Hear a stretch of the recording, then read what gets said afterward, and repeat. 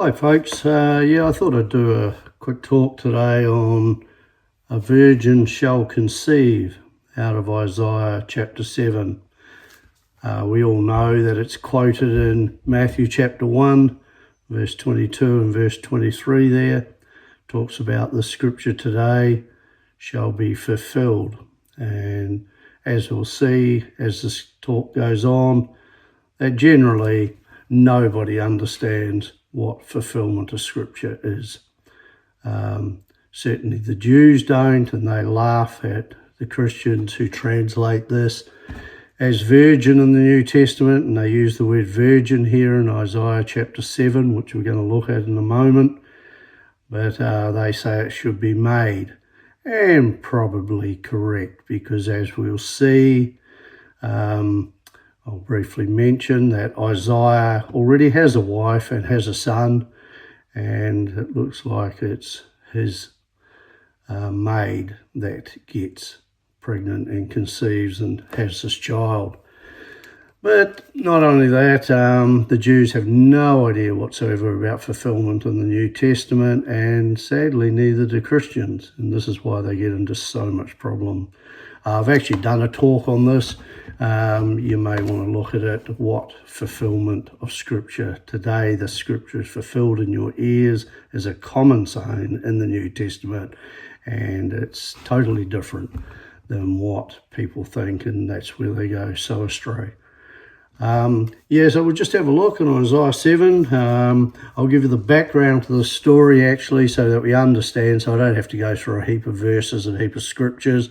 What's happening is there's two kings, two countries attacking Judah. And these are, it's named in Isaiah chapter 7 verse 1 there, and it's named what the two kings are and the countries are, and they are Israel and Syria.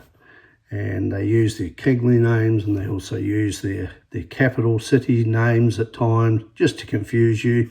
But that's the simple thing. It's these two countries are attacking Judah. It goes through this. It talks about how eventually they will be destroyed. And you can actually look at this story and two other places in the Bible. It talks about them in plain English in 2 Chronicles chapter 28, and probably an easier one and some great information in 2 Kings chapter 16 verses 1. Goes through to quite a few verses there. The first opening verses lays it out in plain English what's going on. And so what is going on is that these two kings, these two countries are coming against Judah.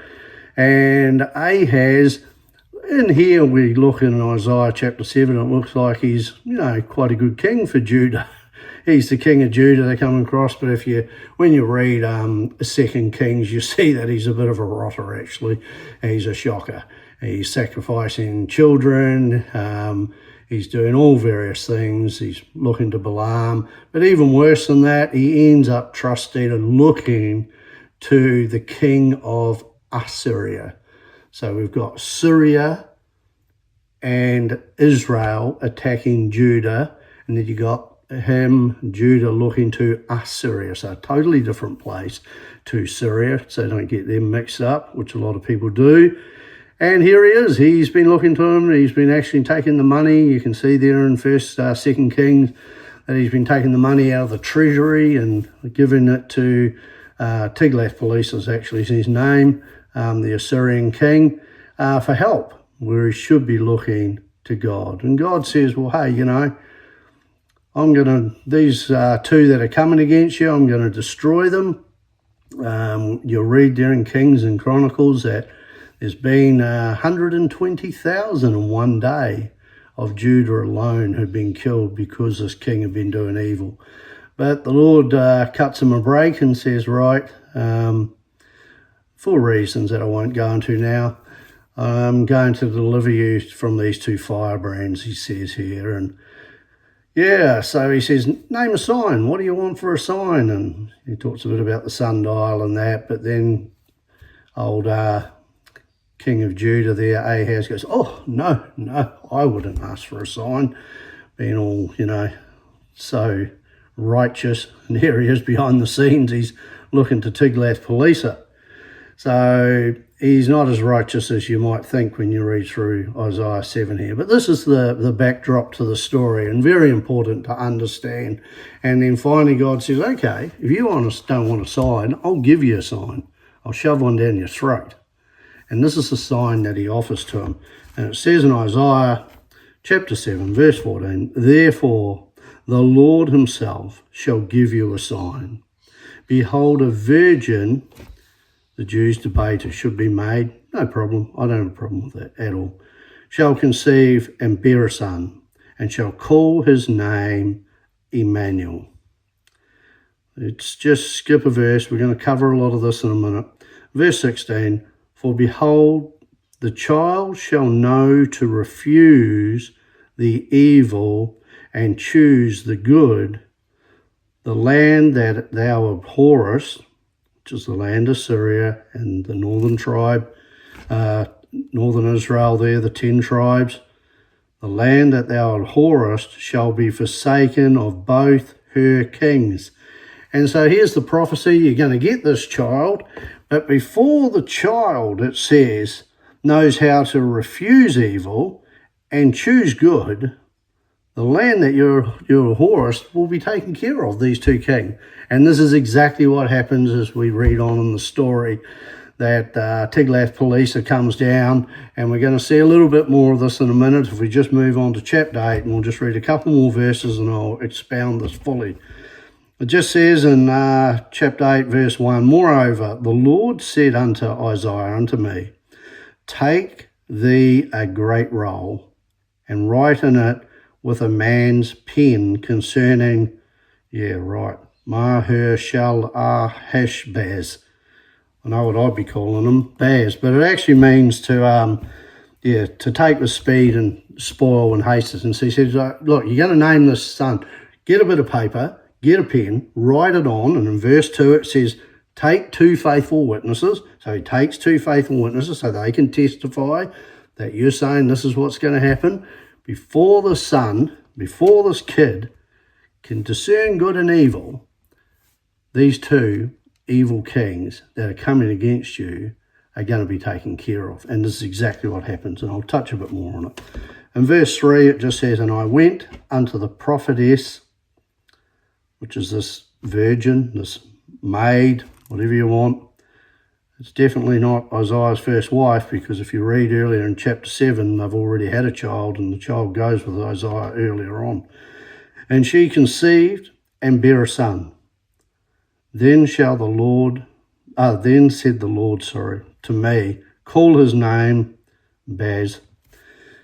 For before the child shall have knowledge to cry, my father and my mother, before the child can even say mummy or daddy, the riches of Damascus, the Syrian kingdom, and the spoil of Samaria, 10 tribes, shall be taken away before the king of Assyria.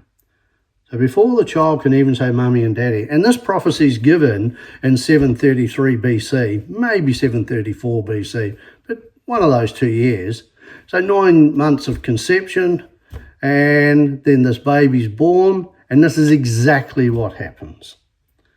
What's called the second incursion of Assyria. The first one happened 10 years odd earlier, and this is the second one. Tiglath-Pileser comes down and he totally destroys Damascus.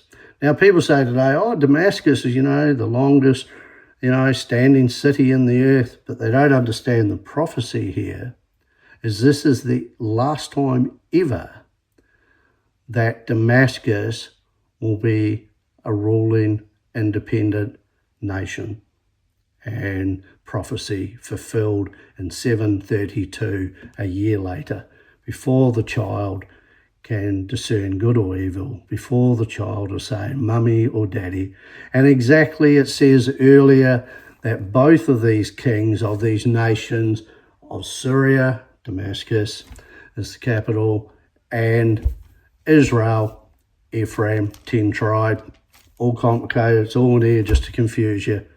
But before their king also was killed. His name was Pekah, P-E-K-A-H. He was killed also in 732 BC. So exactly what the prophecy's talking about, exactly what the Lord promised, it happened. And so this is the child that's been talked about. And God was with him.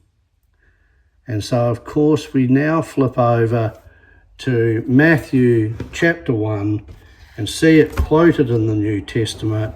Verse 22, it says, "Now all this was done that it might be fulfilled, which was spoken of the Lord by the prophet, saying, Behold, a virgin shall be with child, and shall bring forth a son, and they shall call his name Emmanuel," which being interpreted as God with us.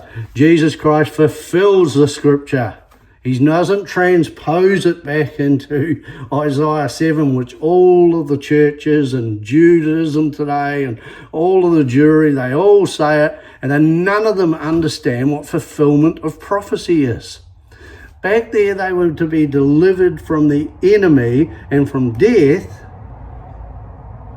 As a sign, this kid would be born before the kid could speak and say, Mummy and Daddy. They would be delivered. And that's exactly what happened. They were delivered. Judah was delivered. There's reasons for this. I'll quickly tell you that it's because Hezekiah is coming on the scene. He does the right thing before the Lord. And the Lord blesses them as a people. So Judah spares the wrath of the Assyrians. And yes, all because of Hezekiah. And here it is. He delivered them from death. He delivered them from oppression. And here's the fulfillment. Jesus Christ delivers you from death, delivers you from oppression. That's what fulfillment of Scripture is. And nobody understands it. And they transpose these Scriptures back into the Old Testament, or from the Old Testament into the New Testament, and they make a hash of the Bible. That's why we have 30,000 or whatever it is, different branches of Christendom, completely void of understanding. This is a basic outline. I have a Zoom meeting that I run. If you could like and subscribe and share this, it'd be awesome. Try and reach a few more people. I have a Zoom group where I go into these things in a lot of depth and cover it, every single verse I go through. But here I'm just giving you the broad brush outline of how these things work in the Bible. Hopefully it helped you. Good luck, and see you in the next one. Bye.